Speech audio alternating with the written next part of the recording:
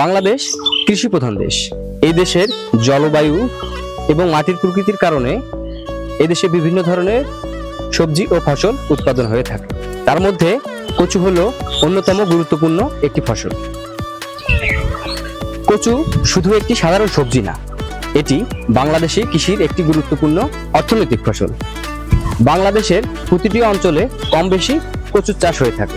এর কারণ হলো কচুর সহনশীলতা এবং বিভিন্ন মাটিতে এর অভিযোজন ক্ষমতা বেশি থাকায় খুব সহজেই এটি চাষ করা যায়। প্রতিটি অংশে রয়েছে নিজস্ব স্বাদ এবং পুষ্টিগুণ। আমার নাম মোহাম্মদ আব্দুল রব। কচু নিয়ে এসেছি, এটা সিলেক্ট কচু খুব ভালো হয়, খুব ভালো, আল্লাহ দিলে খুব ভালো আবাদ হয়। হ্যাঁ, 3 থেকে 4 মণ, নিম্ন আবাদে হলে 3 মণ, আর যদি আবাদে ভালো হয় তাহলে 4 মণ। হ্যাঁ, সব কচি লাভ ভালো, লাভজনক ভালো। হ্যাঁ,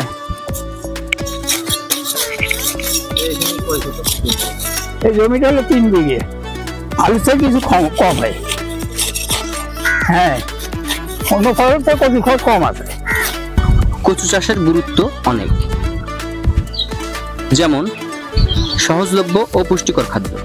কচু একটি অত্যন্ত পুষ্টিকর সবজি। এতে প্রচুর পরিমাণে ভিটামিন, খনিজ লবণ এবং ফাইবার রয়েছে। এটি সহজে পাওয়া যায় এবং দামেও তুলনামূলকভাবে সস্তা। দরিদ্র জনগোষ্ঠীর জন্য এটি একটি গুরুত্বপূর্ণ খাদ্য উৎস। কৃষকের অর্থনৈতিক উৎস। কচু চাষ করে অনেক কৃষক তাদের জীবিকা নির্বাহ করে। এর ভালো বাজার চাহিদা থাকায় কৃষকরা লাভবান হতে পারে। জমির সঠিক ব্যবহার। পতিত জমি বা অপেক্ষাকৃত কম উর্বর জমিতেও কচু চাষ করা সম্ভব। এর ফলে জমির সঠিক ব্যবহার নিশ্চিত করা যায়। পরিবেশ বান্ধব।